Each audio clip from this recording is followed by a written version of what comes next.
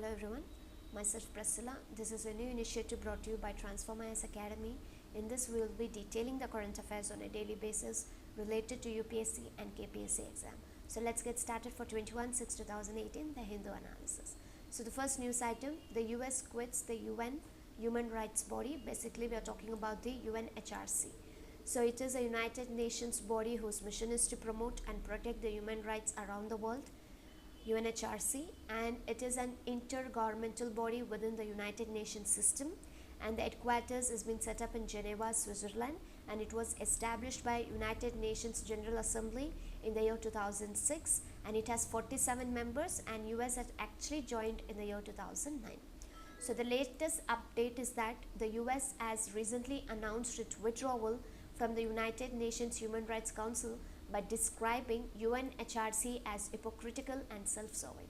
And it also blamed the UNHRC for bias against Israel and refusing to eject the members who violated the human rights. And side by, the US State Department has officially named Russia, China, Cuba, Egypt for preventing the US efforts to reform the council.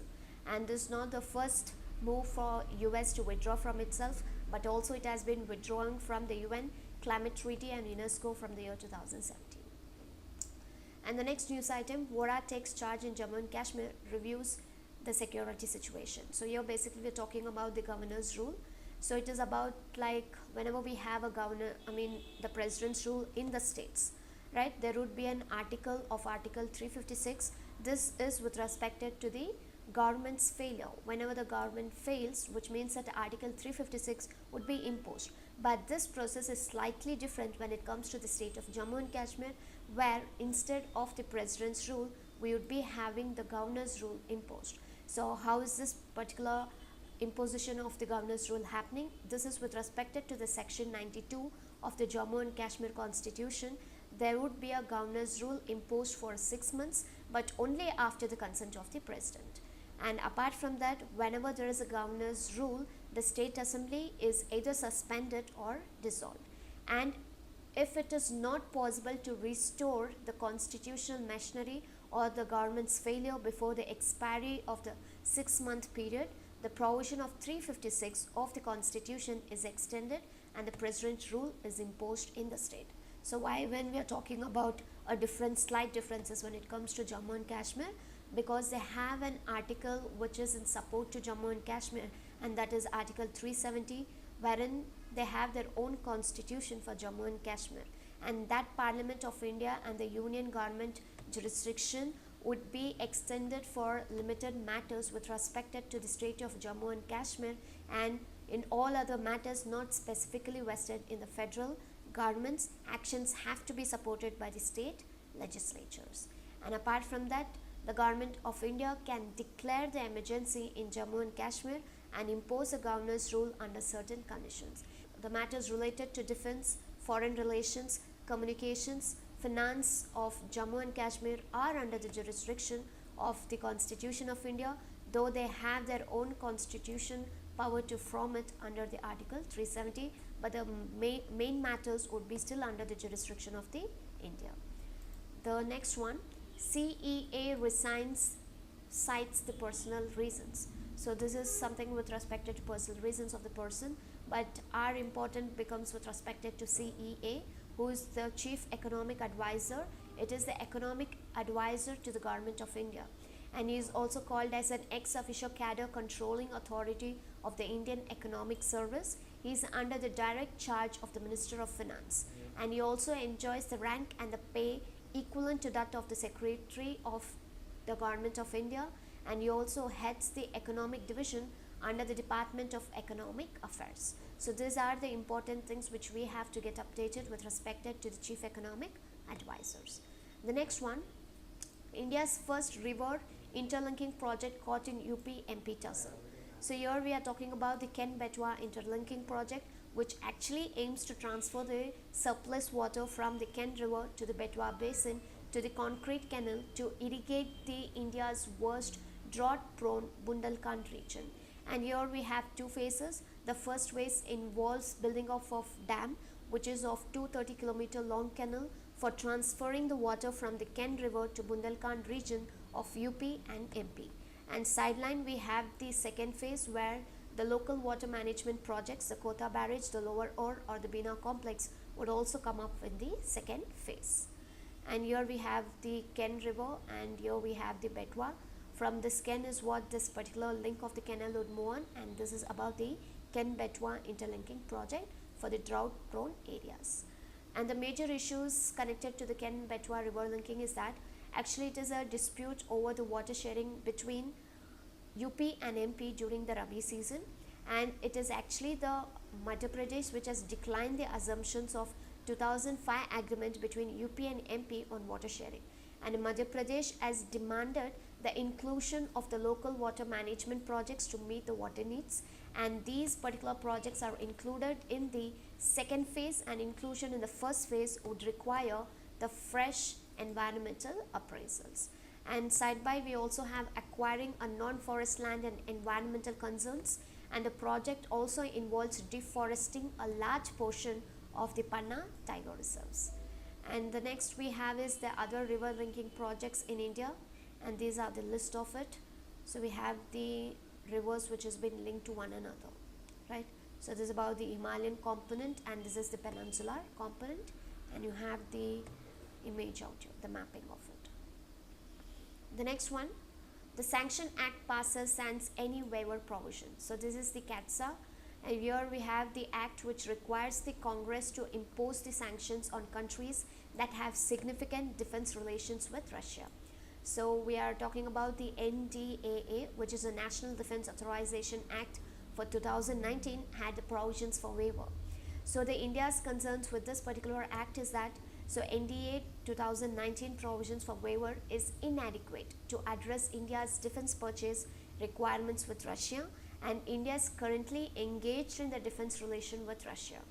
And the provision allows for the waivers of almost like 180 days, provided the administration certifies that the country in question is scaling back its ties with Russia. So this is the important sanction act which has come up from the US. The next one we have is defining the death. So it is the issues with definition of the death, because there is a lack of clarity in defining the death. Traditionally, the death was identified by cardiorespiratory failure, that is when the heart stops pumping the blood, the lack of pulse and a breath considered as signs of death. But however, with respect to the medical advancement, defining death is becoming a complex right now, wherein ventilators could artificially keep the heart pumping. At present, the death is actually been defined as the death of nervous system, or we call it as irreversible state of coma. The several cases have been challenged by brain death concept and procedures. So we have the act, that is the Transplantation of Human Organs Act 1994, which defines the death as permanent disappearance of all evidence of life by the reason of brain stem death or in a cardiopulmonary sense. On the other hand, we have a Registration of the Birth and the Death Act 1969 do not include the diagnosis of the brain death. It defines the death as a permanent disappearance of all evidence of life at any time after the live birth. Right, this is the difference between the transplantation of human organs. They're talking about the all evidence of life, but the reason of brain stem death or in a cardiopulmonary sense, wherein it is about the all evidence of life at any time after the live birth. This is with respect to the Registration of Birth and Death Act 1969. Therefore, a person on ventilator support may not be considered as dead. So recently, the Kerala government has issued a protocol to confirm the brain death.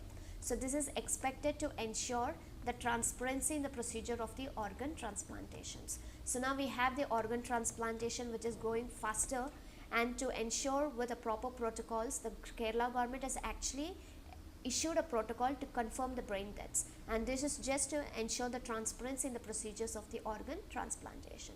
So what is that we are looking forward with it is nothing but to formulate a clear standard operating procedures and also to put forward a consistent, clear legal definition of death. So we have to even formulate a clear definition of death which has been lacking.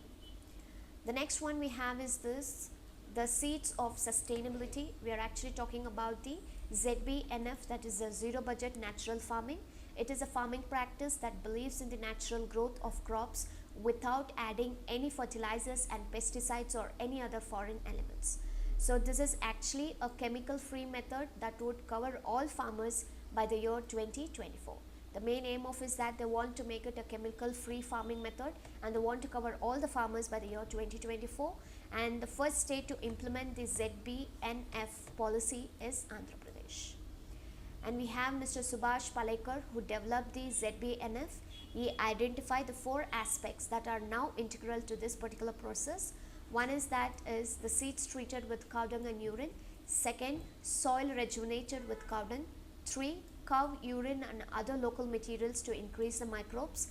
Cover crops, straw and other organic matter to retain the soil moisture and build the humus, soil aeration for favorable soil conditions. And the implementing agency of the ZBNF in the state is Rit Sadikar Samsthan.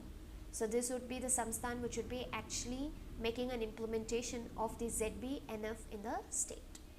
So the benefits, what would be the benefits when we have the ZBNF in a full-fledged way? First and foremost, it would reduce the cost of the farm inputs. The inputs cost are near zero as no fertilizers and pesticides are used. There is a reduced use of water and electricity, which would be improved, flourishing of local ecosystems and also the biodiversity, and no toxic chemical residues in the environment. And this will also improve the soil quality, and there are model ZBNF farms were able to withstand. They had been set up with a model ZBNF farms, and they were able to withstand the drought and the flooding, which are a big concern with respect to the climate change. So climate change is the biggest threat right now. With respect to it, they come up with a model of ZBNF which has a capability to withstand the drought and the flooding. So looking forward, what is that we would be looking is that improve the farmer to farmer connections first and foremost. Secondly, the farmers collective actions or such as the farmers producer organizations need to be established, and the government must provide funding through the Rashtriya Krishi Vikas Yojana and Paramparagat Krishi Vikas Yojana. So here the government must start funding from these particular 2 yojanas, so that the ZBNF model, whatever is being kick-started right now, would start working in a full-fledged, and we would start able to get with respect to the climate change and also the other summits what India has been signed, and so that it can also challenge with the climate change and get sustainable to it. So this is about the news items for 21/6/2018. Thank you.